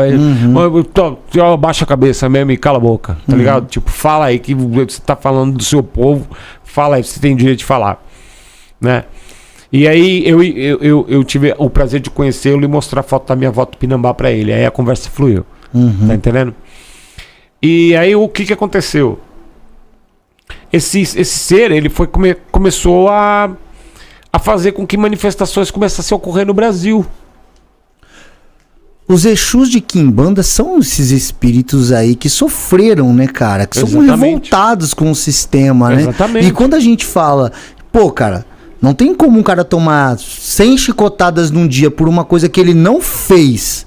Às vezes com fome, e isso não é um dia. É se ele se recuperar ou não, amanhã, se ele aprontar uma coisa diferente, ele vai apanhar de novo. Vai. Cara, esse cara morre. Você quer me dizer que esse cara volta e fala assim, não, Danilo, agora eu preciso evoluir. Não. O pior foi um bandista querendo debater comigo isso no Facebook, no post da minha página. Não, o cara vai lá para arrumar problema. O cara vai lá debater dizendo que o preto velho... imagina, ele soltou o corpo dele, ele vem com outro corpo astral, crístico. Eu falei assim, meu pai, o cara acabou de morrer, ficou 80 anos dentro da senzala, ele vai voltar rezando pro Deus... Sabe, que foi forçado, ele tendo liberdade, vendo os irmãos dele livre acolherem ele ali do outro lado, no plano astral, porque quando chega um espírito ancião desse, o povo dele acolhe ele, você tá entendendo? E aí ele vai ser acolhido e vai voltar, né, na cadeira da vovó Benedita. Você tá entendendo? Tomar vestidinho com o paninho da escola primária, né? Da vovó, tomando cafezinho com um galinho de arruda, falando, Suncê, meu filho, não sei o que. Vou rezar a Virgem Maria aqui pra você, que vou curar sua pereba. Rapaz, vamos parar de brincar de coisa séria. Que o cara tinha que ajoelhar para uma imagem dessa, pedir perdão pelos antepassados dele. A parte mais interessante quando eu falo que se o cara não tiver essa visão histórica... Ou por que acontece, Danilo? Onde a gente não tem informações acadêmicas, nós temos a capacidade de idealizar e imaginar. Exatamente. Porque, você tá achando mesmo que os caras chegam, invadem, olham um monte de menininha de 12, 13 anos, todas peladas, e qual o nível de estupro vocês acham que aconteceu nessa entrada? 200, aí você fala, mas tem aquele cara ali de grandão, hein? Aquele índio é grandão, aquele cara é grandão. Como que você faz com os fortões que não obedecem? Você mata na base do tiro. Entende? Ou você mata na base do tiro, ou você alicia para que ele continue, que ele tome conta dos outros. Só que não é possível que a pessoa... É possível porque acontece. A galera não consegue imaginar, além dos livros que é ensinado na escola, que foi escrito e ditado pelo dominador. Sim, eles não contestam. Isso tá no vestibular, tá em todo canto. Bom, enfim. Você vai ter que responder o que eles querem que você fale para passar de ano. Exatamente. Isso me deixa... Agora, existe um professor de história que ele tem um programa chamado Lado B, se não me engano.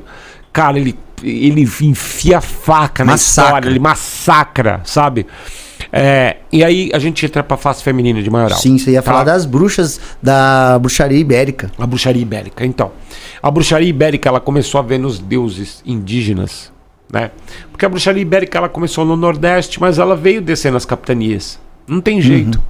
Principalmente porque uma das maiores punições que a gente sabe que existiram, tanto por parte histórica, tanto pela parte espiritual, porque assim, se eu tô falando de Quimbanda, eu não posso falar só da parte intelectual da quimbanda. Eu tô falando com o povo. O que o espírito fala tem que ser levado em consideração. O que o espírito incorporado tá contando para você ali é a história dele. E vai ser levado em consideração. E o espírito dizia que muita mulher era condenada a ir pro puteiro. E aí que você encontra dentro do código canônico da lei desses filha da puta, tá entendendo? Você encontra, ou encontrava, porque eles já devem ter mudado, porque puta que pariu, se eles não mudassem, o povo se revoltava e demolia, até hoje não soltaram uma bazuca no Vaticano, não sei como, tá entendendo? Eles diziam que as prostitutas, elas eram justificáveis para o homem aliviar a tensão dele. Sim. Sim, sim. Então, assim, muitas mulheres eram colocadas, que eram condenadas pelo Santo Ofício, já eram deportadas para trabalhar no cabaré. O conceito de cabaré é um conceito francês. Tanto é que depois vieram franceses. Tanto é que depois veio a doutrina kardecista para cá, que era escrita em francês. É que aqui sempre foi a Disneylândia dos adultos, né? Sim, certo? Que era escrita em francês. Então, vamos lá, né? O francês, né? Tipo, que falam com o Marabout francês, né? Enfim, que lia em francês e que a doutrina que dizia que o preto, a alma do preto, se eu não me engano, o seu Mangueira também. Inferior. O Mangueira também diziam que ele lia francês, falava francês. Então, mas alguns falavam em francês realmente, né? Principalmente quando o preto é inteligente, ele consegue pegar a língua muito mais rápido. Tanto é que assim, o que fez muitos núcleos de resistência acontecerem foi a forma rápida com que os negros descobriram para falar a língua portuguesa. Né? Eles conseguiram muito rápido. E às vezes eles já vinham da África sabendo falar em português. Isso daí já dá poder pro cara. Já dá poder, por isso que alguns chegavam e falavam, sou quimbanda. Aí os caras já, até os brancos já tinham medo. Porque sabia que podia morrer. Nós tivemos fatos aqui não históricos, não há provas, não é invenção da minha cabeça, é o que eu escutei de boca de entidade. De, por exemplo, e aí nós vamos entrar na face feminina de maioral, eu não sei quanto tempo a gente tem ainda, mas, né? Cara, a gente tem... Já estourou. Quanto tempo tem? A gente tem 10 minutos, Danilo. Bom, então vamos falar da face feminina de maioral. Tora o pau, porque amanhã você tá aqui de novo. Eu acho que o pessoal tá gostando aqui. Não, na verdade, o que acontece? Quando a gente começa a observar a imagem de maioral, a imagem de maioral foi feita uma pesquisa. Nós pesquisamos, eu e a Priscila pegamos, fomos fazer a pesquisa, porque assim, ela começou a ser vendida, aquela imagem que a gente conhece como maioral, né? Como Exu Beelzebub. E de Exu Beelzebub, aqui tem um slide para quem está assistindo agora e quiser entrar no site www.casadepantera.com.br, pode colocar que tem tudo sobre essa palestra que a gente vai dar. Mas em tese, resumindo esses 10 minutos que a gente tem, essa imagem que foi feita, ela foi feita por uma encomenda de um cara abastado. E ela foi feita na região Nordeste, mais precisamente na região de Recife, Pernambuco, uma coisa assim, tá? E a gente entrou em contato com os caras que trabalhavam lá e era muito difícil de encontrar informação. Fui na Imagens Bahia buscar informação, fui na Dois Irmãos buscar informação e ninguém sabe exatamente. Sabe que de tal época para frente essa imagem era produzida como Exu Beelzebub. Ela não foi produzida como Bafomé. Ela foi produzida como Exu Beelzebub. Eles mandaram tirar as escamas da barriga, colocaram um báculo, né? Tiraram o símbolo do caduceu de Mercúrio, colocaram um báculo, que na verdade é onde está o poder do bispo, né? Tiraram aquela semi-auréola que tinham e colocaram uma semi-auréola dourada, dizendo que ali a região do ventre era a região divina, o báculo significava o poder do útero. Colocaram seios, tiraram a mesa quadrada, que significa que está além da razão, e colocaram ela sentada na terra vermelha, ou seja, a mãe sangrenta, e o nome Baf, metros. Você sabe que no final do Citra eu fui até você e falei, cara, eu já achei que você chegou. Você falou, cara, tem um documento que foi quando lançou isso aí, que vocês apresentaram lá. E eu te falei da Mãe Sangrenta, porque era a tradução que se tinha. Sim, Baphometras, né? Não, na verdade tinha várias traduções, né? Mas a Baphometras... Batismo de sangue. Batismo de sangue, exatamente. Quando o cara mandou fazer essa imagem, pintar a terra de vermelho, ele colocou Exu Beelzebub, na verdade, na minha cabeça, ele nem sabia o que estava fazendo, mas ao mesmo tempo ele estava sendo usado, porque essa imagem ela calçava perfeitamente as deusas, a imagem feminina. Primeiro que a cabeça não é de um bode, é de uma cabrita. Segundo que o chifre, bifurcado desse jeito, faz uma imagem do quê? Aqui? A imagem bifurcada, ela faz uma imagem do quê? De uma vagina. Ah, sim. Tá? Ela faz uma imagem de uma vagina. E a tocha no meio faz a imagem do forcado, que era da bruxaria. Da bruxaria. Que colocava-se a vela no meio do forcado para se evocar quem? O bode Leonardo. Então, o Sabá das bruxas. O Sabá das bruxas. Tá? E aí a gente vai pro cruzamento de perna. Por que se cruza a perna? Porque ela está dizendo, eu mando no meu corpo, minha perna não está reganhada para quem eu não quero. Eu escondo aquilo que eu não quero mostrar. Não sai mais um falo de dentro dela. Tem imagens onde realmente o artista plástico vai lá e mete um falo nela, transformando ela num ser andrógeno, transformando ela numa hermafrodita. Que também não está errado. Tá? Mas a gente está falando da face feminina de maioral baseando-se na imagem que foi desenvolvida no Brasil. Foi exatamente isso que você apresentou, essa questão histórica dessa criação dessa imagem. Você sabe? Essa imagem ela veio para Imagens Bahia. Sabe qual que é a diferença de você comprar um Exu Beelzebub e uma Bafomé na Casa Bahia? É que a Bafomé tem a asa pintada com mais dourado do que o Beelzebub. É a mesma imagem. Mesma imagem. E tem olho de vidro. Só isso. Só isso. Essa é a diferença. E custa R$1,600 uma imagem dessa. Porra. Tá? Na Casa Bahia. Tá?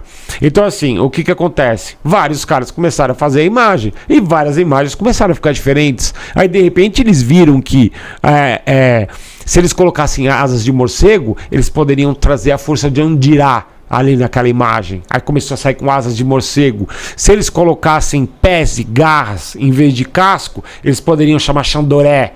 Tá entendendo? Se o casco fosse um pouco mais bipartido, eles poderiam pegar uma força daqueles que escalam montanhas e não sei o que e tal. E aí já se correciona, já faz a correlação com o aspecto obscuro dos 4 elementos. Aí nós vamos entrar com Belial, Leviatã, Satanás e vai Lucifer. Pegar a trindade lá. Exatamente. E tudo mais do próprio Vera. E você vai ter também uma coisa interessante. Essa mescla de vários elementos grosseiros, mas que com objetivos. A garra é para isso, o pé é para aquilo.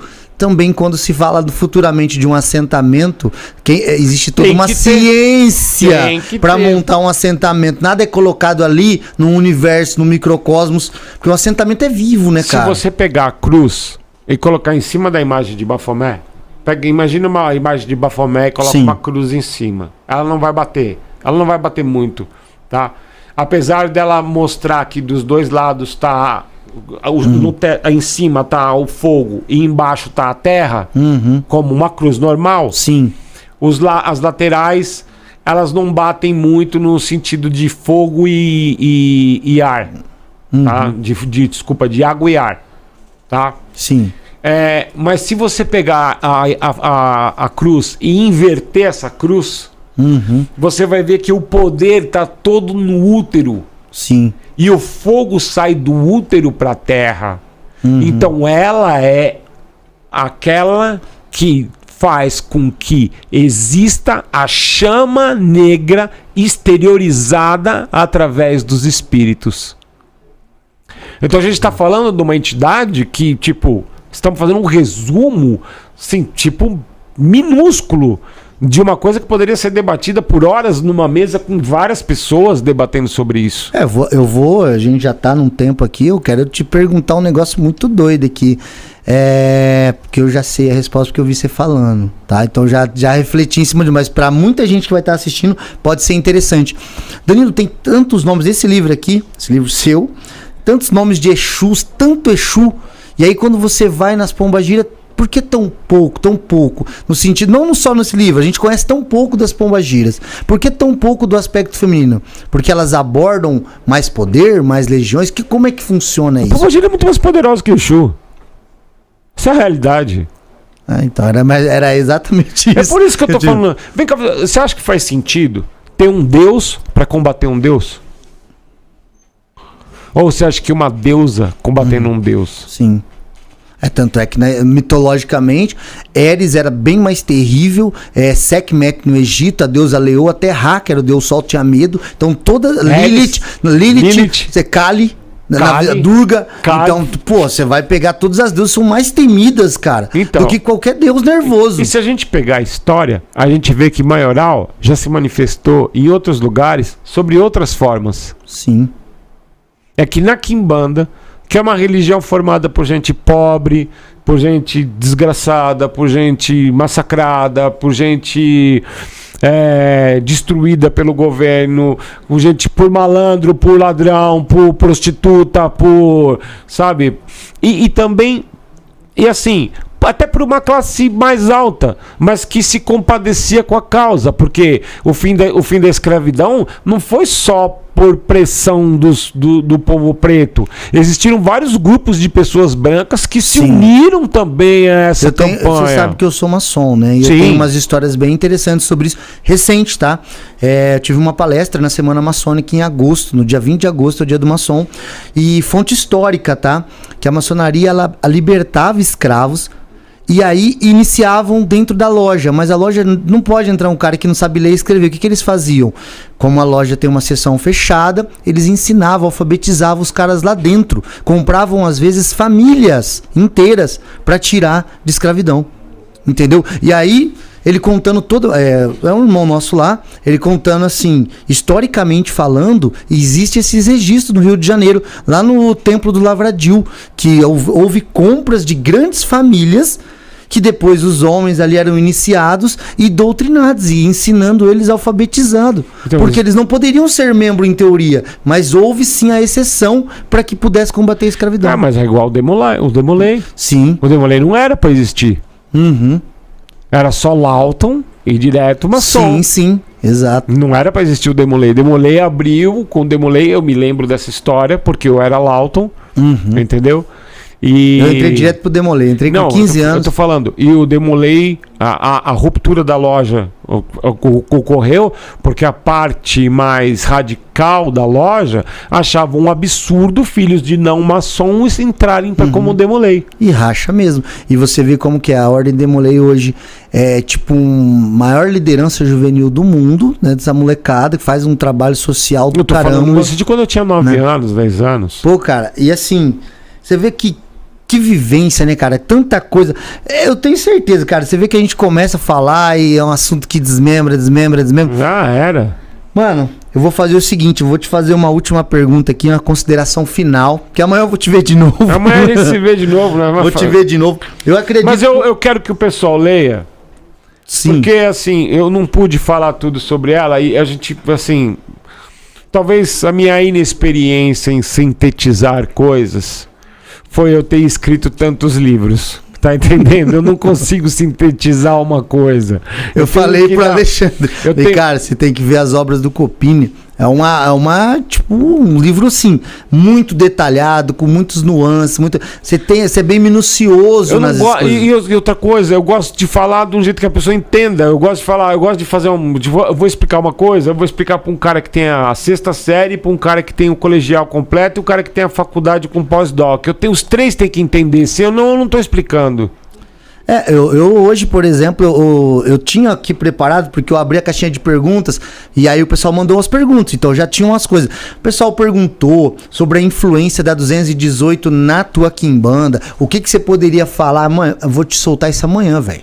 Amanhã. Eu posso falar rápido da 218. Pode falar então aí. A 218 foi pra mim uma coisa assim muito positiva em certos sentidos, porque eu tava vindo da seita satânica. Sim.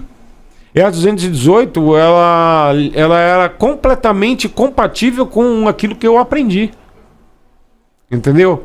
Então, assim, o contato que nós tivemos com ele foi um namoro, porque a gente mandou para eles as fotos dos trabalhos da gente e traduziu um texto dizendo que a gente era que pertencia à VJ e tal. Na época nós não tínhamos essa prova que nós temos hoje, né? Que nós vamos soltar na íntegra pra galera aí ver como é que era o esquema. Aquele menininho que a moça chamava a polícia falou que ele era 218 também. Ó, pra você ter uma ideia. Você me falou na época que ele era até plagiador, na verdade, pegava uns textos. Sabe o que gritou, chama a polícia? Sei. Ele falou que ele era da 218 também. Ah, era. Deve ser, só se a 218 mudou o comportamento. Não, nunca foi. Aliás, até o nome eu contesto, mas isso aí eu vou falar pra você. Eu tenho os e-mails de prova. Não, o dia que eu fui na sua casa, você me falou lá, me contou a história. E na verdade eu passei a entender. Não, vocês viram? Tem fotos do Sete, tem fotos do Álvaro. O Álvaro Lilo, que é do Vataim, tem, por exemplo, o símbolo do templo da gente tatuado no pescoço. Sim. Tá entendendo? Tipo. Não, no dia que eu fui lá e você me esclareceu isso aí, eu falei, cara, é mais uma mentira. Fora um trecho assim do seu livro que eu comentei, que é um plágio absurdo. O cara copiou a página e colocou e mudou termos. Mas quem conhece teu trabalho, cara, teve um cara no teu grupo lá no Telegram que na época falou: porque eu tenho esse autor aqui, aí o grupo, pô, mas isso aí é o trabalho do Copini, o Copini publicou isso tanto. Pô, o cara é um plagiador. Então, mas assim, posso te falar uma coisa? Eu não tenho nada contra o cara plagiar meu trampo. Não tem problema, você tá ligado? Mas tem que ser ativo. Sim, tem que pelo menos exercer alguma... Tem que exercer, o cara tem que exercer. Não adianta só ficar falando, tem que exercer. Senão ele fica só masturbação mental. Quimbanda é pólvora, é sangue, é corte no pescoço, é pé sujo, é unha fudida, não tem jeito. Quimbanda é mão na massa. Você fala que não tem como ser quimbandeiro de sofá. Não, aí não tem como, né, velho? Ficar usando gel, velho. Não rola essa história. Não tem como. Não tem gel no cabelo. Entende? Não tem... O máximo que vai ter é sangue no cabelo, gordura, entendeu? Vísceras. Vísceras, enfim... Danilão, deixa um recado aí pra galera, que eu não vou nem abrir pra pergunta, que senão não dá mais. Não. Deixa um recado aí pro pessoal. Amanhã você tá aqui de novo e aí a gente já tem... Que horas que é amanhã? Eu nem sei, cara. Ixi, aí... 7h30. 7h30. Você vai daqui comigo pra lá, né? Você vai lá no jantar? Vou. Então, porque a gente vai terminar junto aqui. Eu também... Eles vão ter tudo ido já. Aí vai estar só eu e você. Tá, eu vou ver se eu levo o Leozinho junto também, tá ligado? Show. O que eu queria falar pra essa galera é o seguinte. Eu não consegui falar sobre o assunto, mas eu creio que a conversa deve ter agradado a todo mundo, tá entendendo? Eu acho que a gente devia se juntar e ter esse espaço pra nós, pelo menos uma vez por mês ou 2 vezes por mês. Nossa terapia. Entendeu? Pra gente trocar uma ideia, sabe? Assim... Eu não gosto de ficar alfinetando ninguém, não é minha cota, você tá ligado? Eu falo logo na lapa o que tem que falar. Esse negócio de ficar alfinetando os outros, eu acho que é tipo meio que covardia. Mas o negócio de ficar chamando a polícia realmente mexeu comigo, sabe por quê? Porque eu cresci na seita satânica, meu irmão. Então, pra mim, chamou a polícia, o bagulho já, sabe? Já, meu, cara, já pediu socorro, cara, já, mano, sabe? Não é. E pedir socorro depois de, na internet, ser brabo, porque o problema não é só pedir socorro, é na internet ser brabo, porque hoje nós estamos vivendo, amanhã você vai falar um pouco sobre essa internet aí. Não, a tua palestra vai falar disso. Amanhã eu vou falar, amanhã a minha palestra é sobre isso aí. Entendeu? Por quê? O que acontece? Hoje esse aqui foi bem diferente do formato, nós fizemos com o Lorde A, com o Eduardo, eles fizeram tudo sozinho, porque eles estavam ali com o tema deles. Como você veio e você já fez junto com a Priscila, a gente soltou o assunto e você foi abordando aos Na poucos. verdade, eu vim cobrir Sim. um horário. Mas eu acho que foi ótimo, porque Foi deu legal. muitos pontos interessantes. Muito Deu- Agora amanhã, meu irmão, Amanhã, você tá não, só você por você mesmo. Amanhã eu vou sentar o breu. Amanhã não tem como, né, cara? Então, assim. Amanhã temos sorteio bastante aí, ó. Dá uma olhada nas semana imagens. aconteceu. Dá uma olhada, Não, velho. mas eu vou trazer mais 3 bafomés que são porta-incensos. Ixi, cuidado pra mostrar isso pra Marina, hein, velho. Que a Marina tá numa de não querer deixar sortear pra ficar pra ela. Não, muito legal. Você põe assim ó, o incenso, assim, ela sai a fumaça por ela, assim, ó. Bem legal. Bem bacana. Tá lá na loja lá. Vamos ter amanhã. Vamos trazer essas 3 aí, vamos sortear.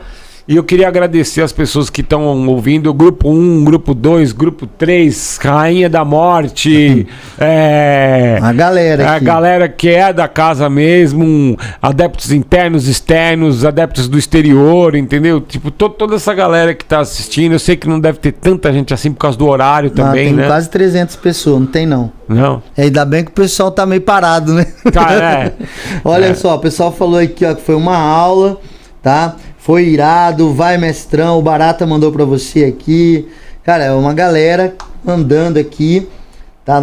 É que tem muito elogio aqui do teu trabalho, o pessoal tá perguntando de amanhã. Marina já avisou pra todo mundo o horário que vai ser. Amanhã às 7h30, amanhã nós vamos falar sobre a Quimbanda e a modernidade da Quimbanda, tá ligado? Tipo, nós vamos mostrar o limite entre o que é possível do que da Quimbanda do Smurfs, entendeu? Eu te perguntei isso logo que eu te conheci, falei, ô Danilo, a Quimbanda, ela tá em processo de evolução?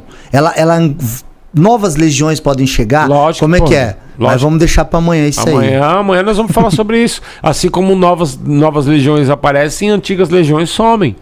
Entendeu? Nós vamos ter Exu que, por exemplo, a minha avó incorporava um Exu chamado Pé Preto. Tá entendendo? Ela incorporava esse Exu, cara. Nunca mais eu vi em lugar nenhum. Uhum. Aí vai falar que minha avó é mentirosa? Pô, eu vivi com ela a minha vida inteira. Claro. Era um Exu correr com a faca atrás do meu avô. Você é louco. Saca? Então, tipo assim, não era normal. Né? E hoje você não vai ouvir falar mais Não desses vai ouvir nomes. mais falar sobre esse nome. Ah, não, apesar que agora aparece. Agora aparece. Agora aparece. Final dessa live. Agora, amanhã já tem os 3 que incorporam o Pé Preto. É igual a história do Exu do Ouro, meu irmão. Mano, eu vou separar os trechos aqui dos caras que falaram que o Exu do Ouro trabalhava com o avô do cara há 80 anos atrás. E os caras costumam falar que o Exu do Ouro, ele vem da agora. E ainda faz a firmeza do Exu do Ouro com uma pirita. O ouro dos tolos. Sim. Tá entendendo? Então, tipo, cara... Esse entende de assentamento, entende de simpatia, de magia simpática, de fazer determinados paralelos. Mano, o Exu do Ouro, velho, na verdade, é um garimpeirão. Eu tava na live, assistindo a live, quando você explicou sobre o Exu do Ouro de Serra Pelada. Não, a eu fui febre na Serra, do ouro. E eu fui na Serra Pelada, teve um cara que me mandou no Insta, coisa bem mais antiga, ele falou, pô, Danilo, desculpa, o referencial que você usou é novo. Tem referencial muito mais antigo, em ouro negro. Porra. Tá ligado? Ele escreveu pra mim até o nome do espírito que os caras chamavam pra achar ouro lá, mano. Porra. Tipo, tem uns negócios assim bem diferenciados, assim, porque quando a gente toca no coração do quimbandeiro verdadeiro, ele abre a informação pra você. Eles verem que a gente quer usar a informação da maneira certa.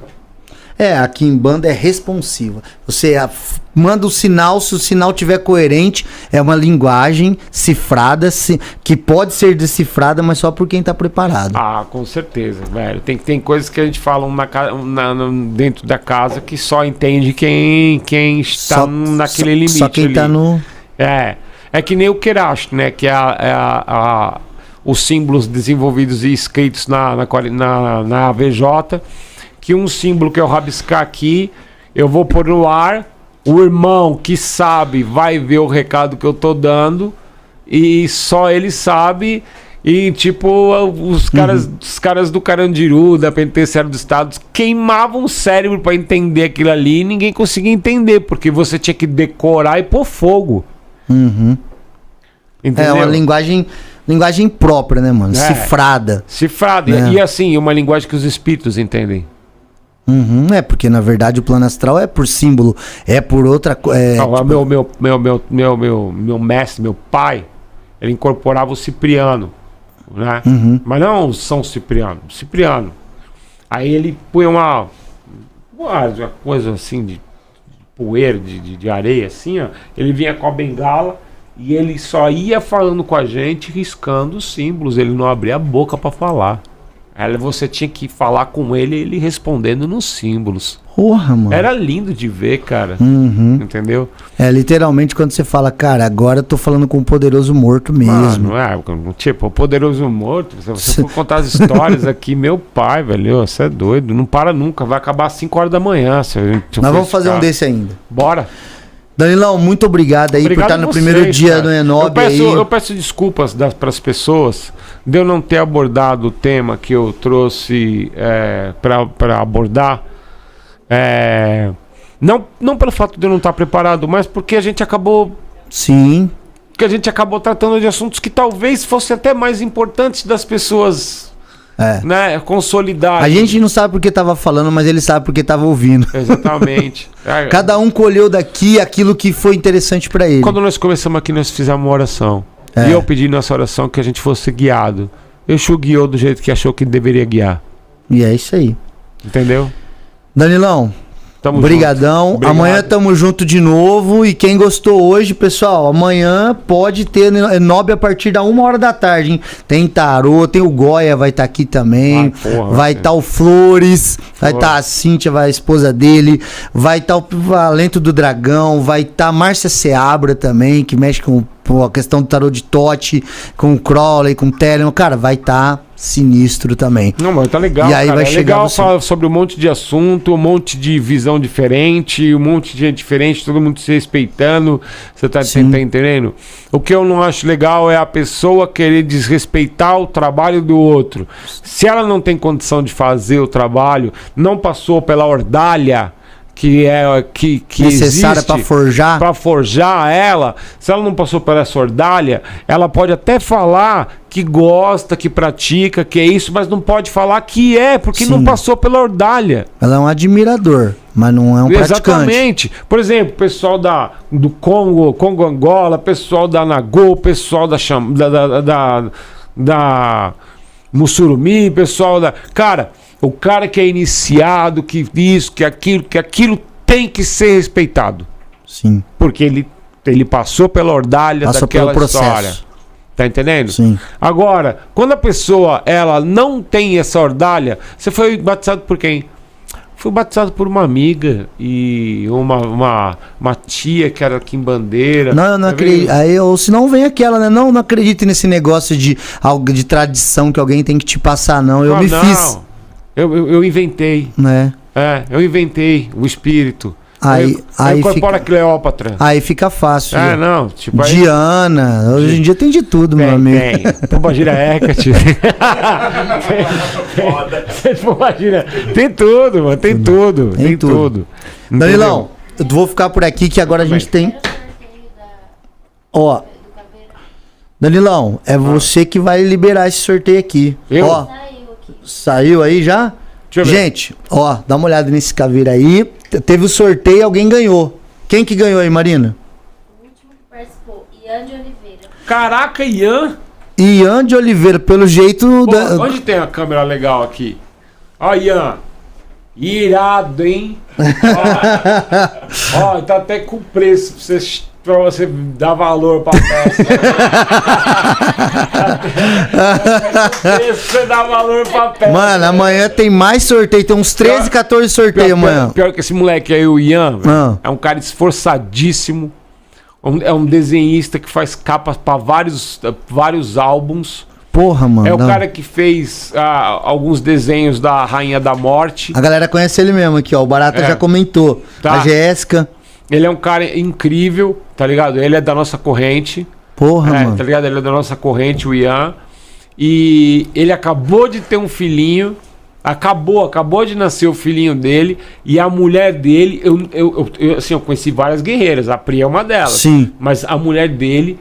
ela não largou o templo até a criança nascer. Ela só não vinha em ritual, que eu falava, não vem porque as descargas vão ser muito pesadas, pode atrapalhar aí a gestação. De resto, ela vinha, ela despachava, ela abria bicho, ela carregava bicho, ela fazia tudo. Ela fez tudo grávida, a criança veio o Damien. Porra. Tá ligado? Veio o Damien, mano. É. O casal, velho, já pintou a casa de preto, já. Você tá ligado? É 49 mesmo. É 49. Pessoal, eu vou ficando por aqui com o Danilo. Danilão, tamo junto amanhã. Vamos tirar uma foto ali. Vou chamar os patrocinadores aí e vamos tirar uma foto. Lógico, tá bom? Os patrocinadores tem que estar junto mesmo, cara. Os caras